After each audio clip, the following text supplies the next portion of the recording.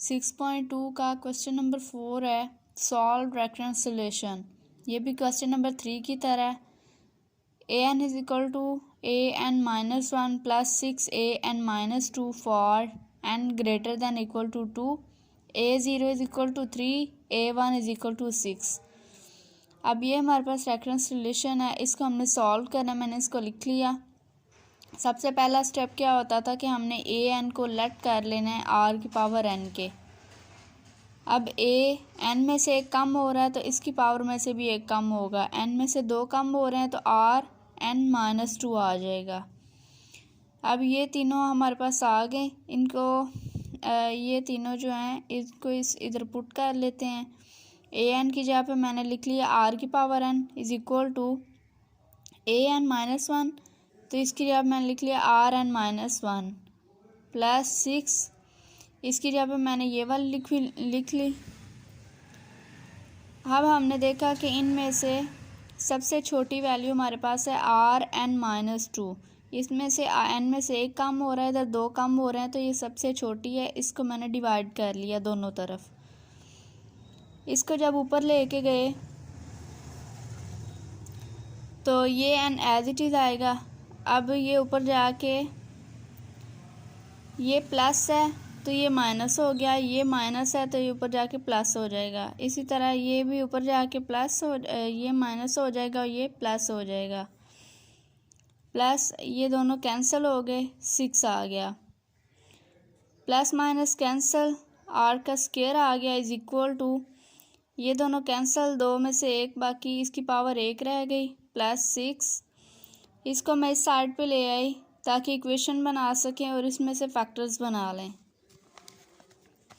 इसके फैक्टर्स बनाएं तो 3 और 2 के बन जाते हैं।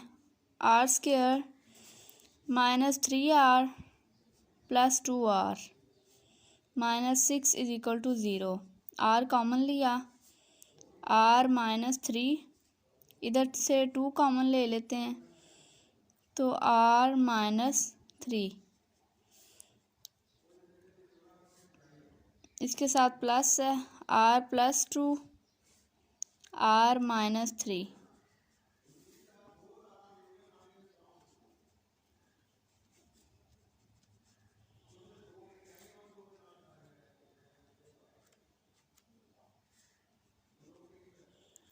ये दो रूट्स आ गए हमारे पास।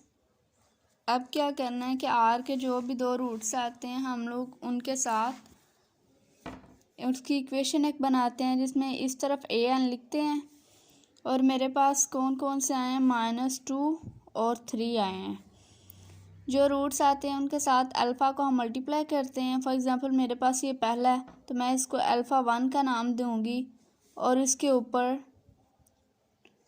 n लगा दूंगी, इसकी पावर में n लगा दूंगी। प्लस करते हैं हम अल्फ़ा 2, इसकी वैल्यू है तो इसके ऊपर n लगा देंगे जैसा हमने पिछले क्वेश्चन में किया था। जो भी रूट्स आते हैं अल्फ़ा को उनके साथ मल्टीप्लाई करते हैं, ठीक है। अगर एक ही वैल्यू होती सिर्फ अल्फ़ा आता, लेकिन अगर मल्टीप्लाई हैं तो फिर उनके साथ ही 1 2 लगेगा। ये पहली थी वो लिख ली और जो भी वैल्यू होगी उसकी पावर में n आएगा। प्लस करना है उनको, अल्फ़ा 2 लगाया 3, इसकी पावर n आ गई। अब हमने n की जगह पे 0 पुट करना है। अल्फ़ा 1 -2 की पावर 0 प्लस अल्फ़ा 2 3 की पावर 0। एक ही 0 उन्होंने हमें 3 दिया हुआ क्वेश्चन में। ये 1 आ गया क्योंकि इसकी पावर 0 है। ये भी 1 आ गया तो ये मेरे पास आया 3 is equal to alpha 1 plus alpha 2। इसको अगर मैं इस साइड पे ले आऊँ, अल्फ़ा 1 प्लस अल्फ़ा 2 ये इधर आके माइनस हो जाएगा इज इक्वल टू 0। इसकी इक्वेशन नंबर 1 का नाम दे देते हैं। अब इधर n की जगह पे 1 पुट करते हैं।